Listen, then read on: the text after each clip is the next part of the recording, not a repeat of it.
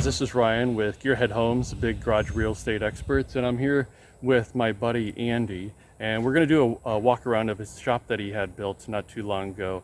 And he's got some cool toys in there, and then after we do that, he's got an extra little bonus that I can't wait to show off, and I'm going to let him show us around a little bit. I'm going to turn us around. Okay, so Andy, can you sort of tell us a little bit about your shop and your garage, and give us some features that you really like about your shop? Now, is this a steel building or is this a pole barn?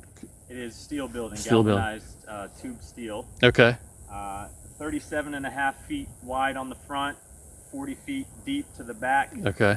14 foot high at the low point, the eaves of the roof. The garage doors are 12 by 12. Okay. And I went really big with those so that if down the road I were to sell the place, or if I ever picked up a big RV or something like that, I could still get things in and out. Now, what made you decide on the size or the shape? Was there any particular? Well, 40 by 40 was what I was initially after, and that was about the max my budget would get me. Yeah. But for zoning purposes, I had to shrink it down a little bit. My building had to be less than the footprint of my house. Oh. And I've already got a detached garage. It was eating away at my available square footage, so I had to shrink this slightly for permitting. Okay. Makes sense.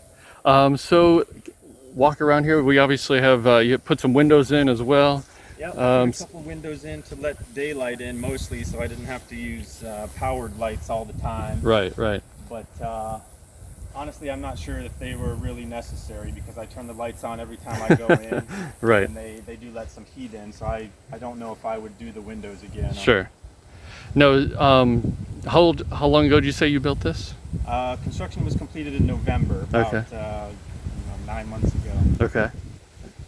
Awesome. So let's take a walk inside and see what you got in here.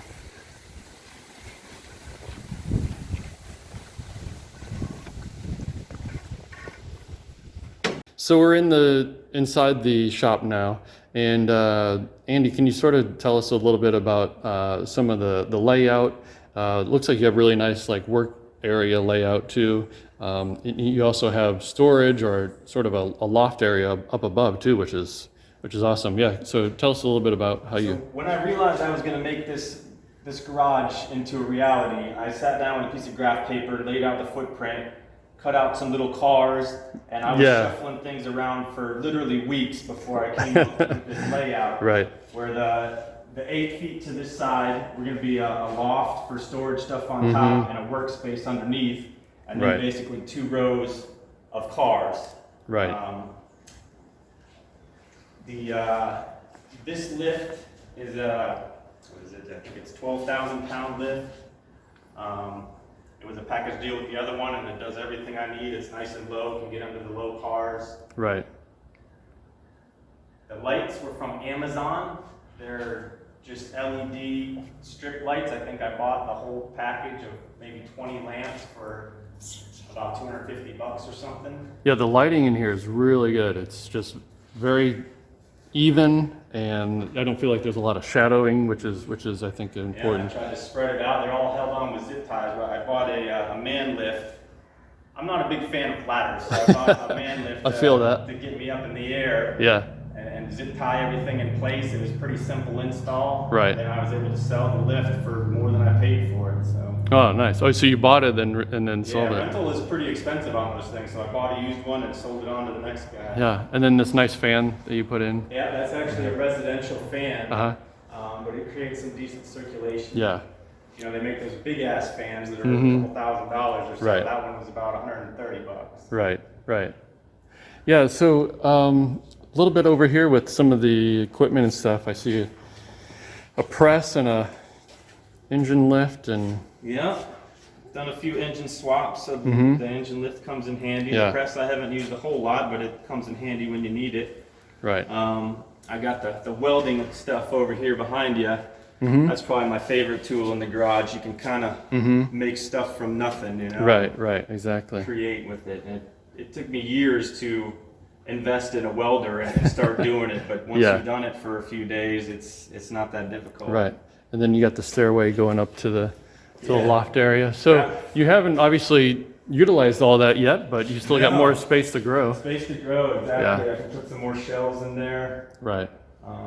It's nice to have a place to put things out of the way, you know, so they don't collect on the floor. And I mean, you just totally doubled your space doing Right. that. Yeah. Doing it underneath like that. That's a great idea. Yeah.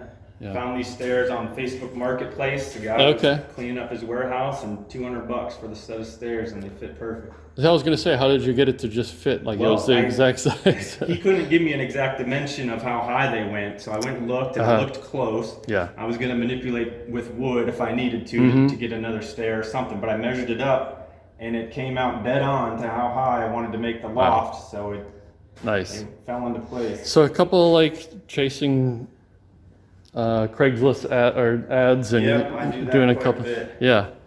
But I mean, it's just, and you have air obviously down there.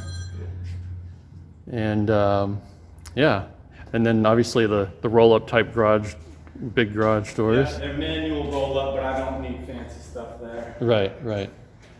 Well, it definitely looks like you got like place to grow. I mean, I don't know how many more toys are on the on the horizon. So you and I met a few years ago, and we met sort of another buddy of ours.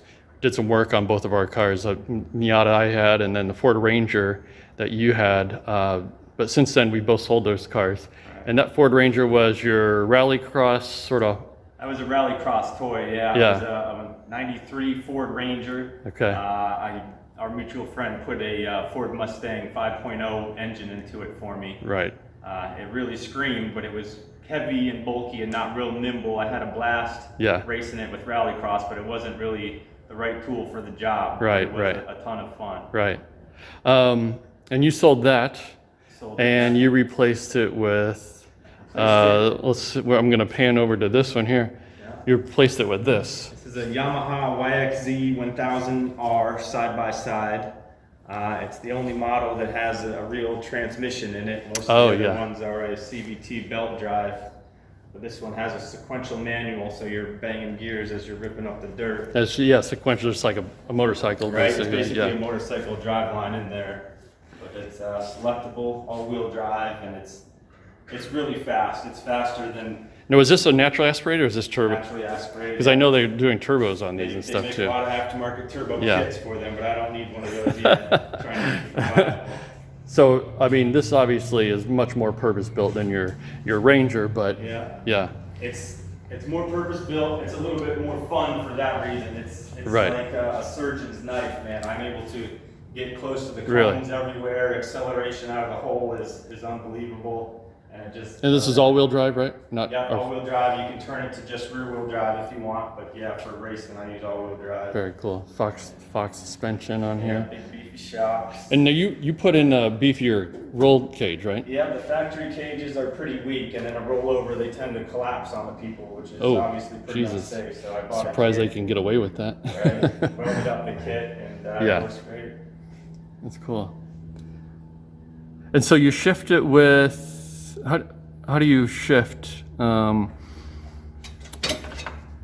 I see it looks almost like an auto. Yeah. Oh, okay. It's just up and down. Yeah, Up yeah. and back, Okay. yeah. Very cool. Awesome. Works pretty good. And so you take this the firm, right? The firm is where I've raced it so far. I've Right. taken it to the Ocala National Forest and to River Ranch to just do some trail riding. My wife likes to trail ride and hang out in the woods, so we do that a bit too with it. And so no other modifications or anything other than the. I put some really fat sway bars on it Okay. because they're known to be a little bit tippy. So to Oh, okay. avoid that, I've lowered it down a bit.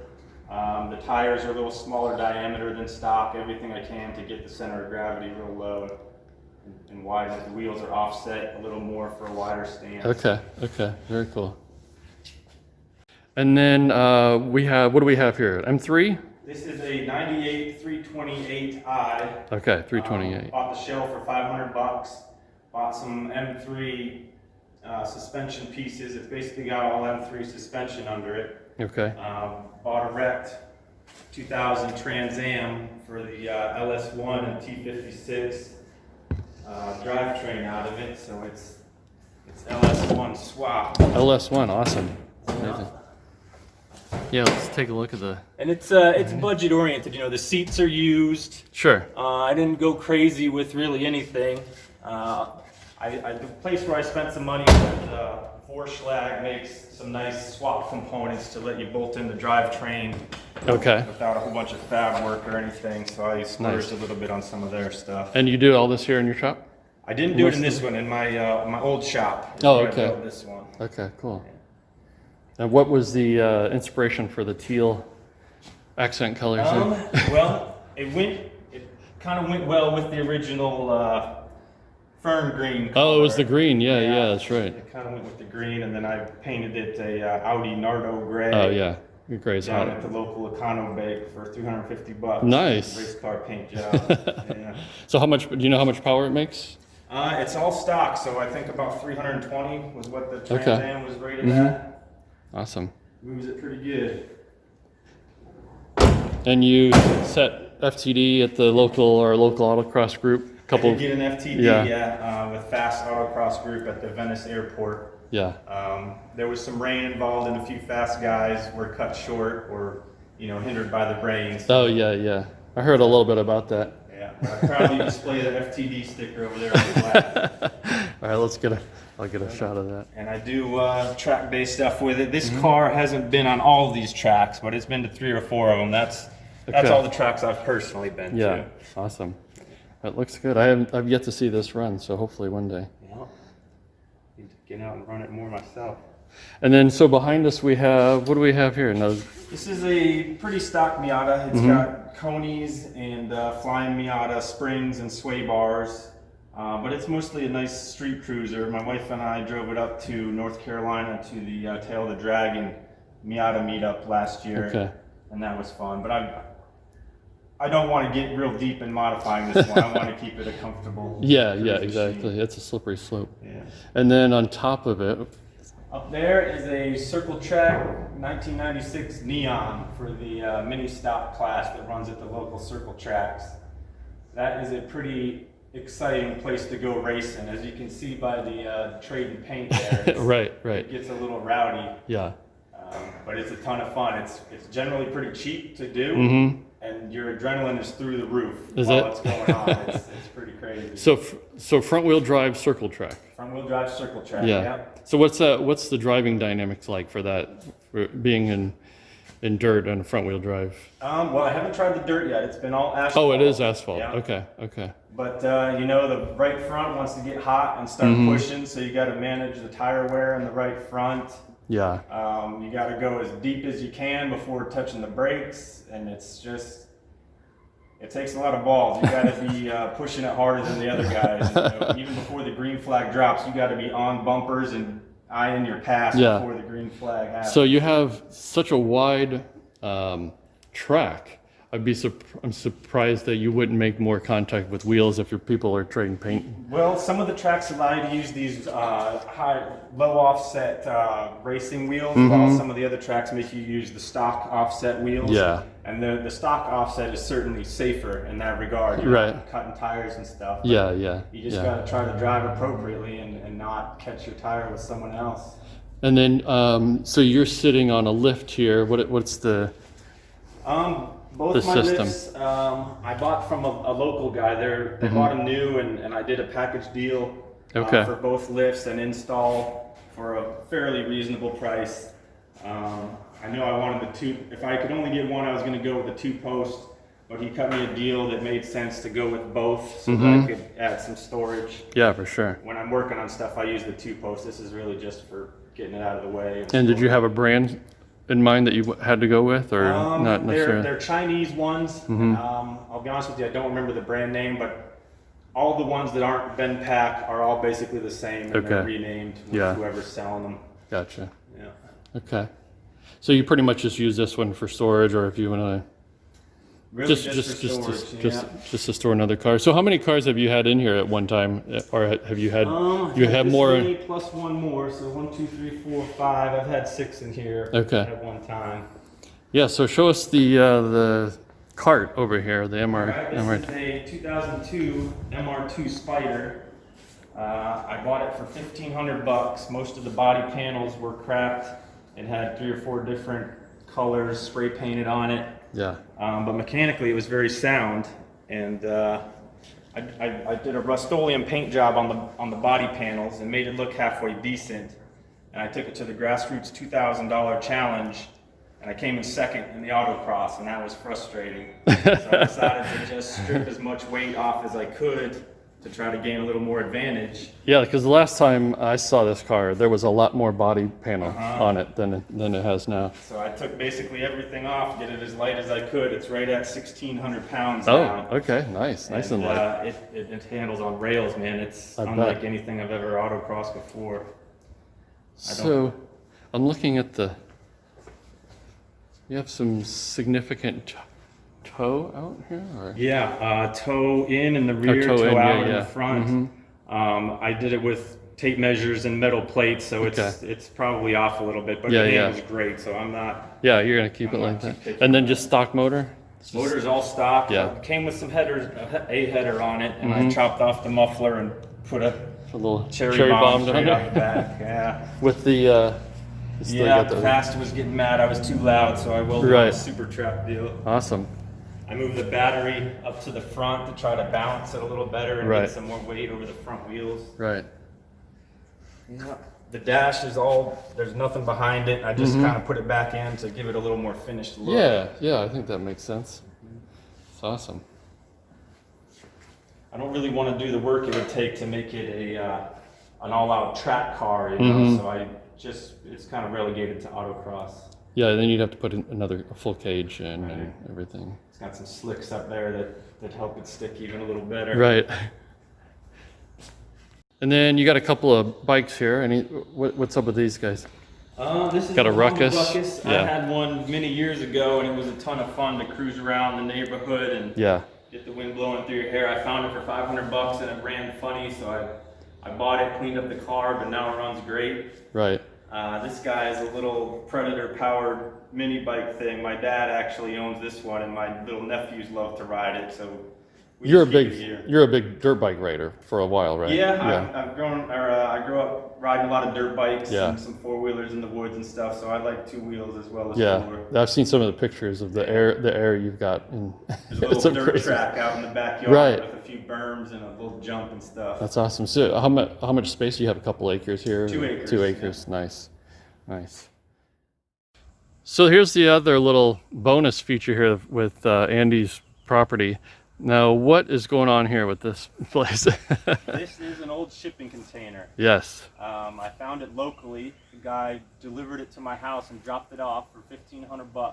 Not bad at all. I cut it was actually, I could tell it was like a lawnmower repair place. There was shelving with a bunch of... Everything was labeled for lawnmower parts. So he was already using it as something other than a shipping container. It was already sort of built. It had a dividing wall in the middle with a little hallway. So I used that side for storage of lawn equipment and stuff. And this side we've turned into O'Neill's Pub. Yeah, let's take a peek in here. An Irish tiki bar in the backyard. You really put a lot of effort into sort of decorating it. This was the first project that we did when we moved into the house. Okay. My wife loves doing interior design stuff, so she led the way on all that. Yeah. I built the big bar, and she did the painting and everything in there. When we had our first party, I told all my friends, bring something that I can stick to the wall. And cool. So absolutely. A lot of it's been donated, and a lot of it has kind of sentimental value and pictures of my friends and stuff like that. So I had the opportunity to hang out here one night, and at night it's super cool. You got the lights on, and you have music playing, and it just looks super cool. You have a lot of... It has a very fun atmosphere to it. So you cut this open, or you said this was already cut open because the center wall was there and the little walkway was there, but this was a big cutting wheel job, and this metal is thick and heavier than you would think. Right. Super fun. Yeah. Try to bring in a flatbed trailer and get my buddies in the band to play some music. Yeah. Every once or twice a year we'll throw a big party and have a bunch of friends over. Did you have the canopy here when I was here last time, or is that new? Was here, That was here. This is one of the things we built initially. Yeah. Some And so what size container is this? Because I know 40 feet long. I think 40 it's by 8.5 tall. Okay. They make a taller cube too, but Yeah, wasn't necessary. it's awesome. Super fun. Well, thanks for showing us around. Got an awesome place here, and we appreciate it. And maybe we'll check back with you if you add anything else to the garage. And your place is not for sale, right? Not yet. Okay, not yet. All right, thanks, Andy.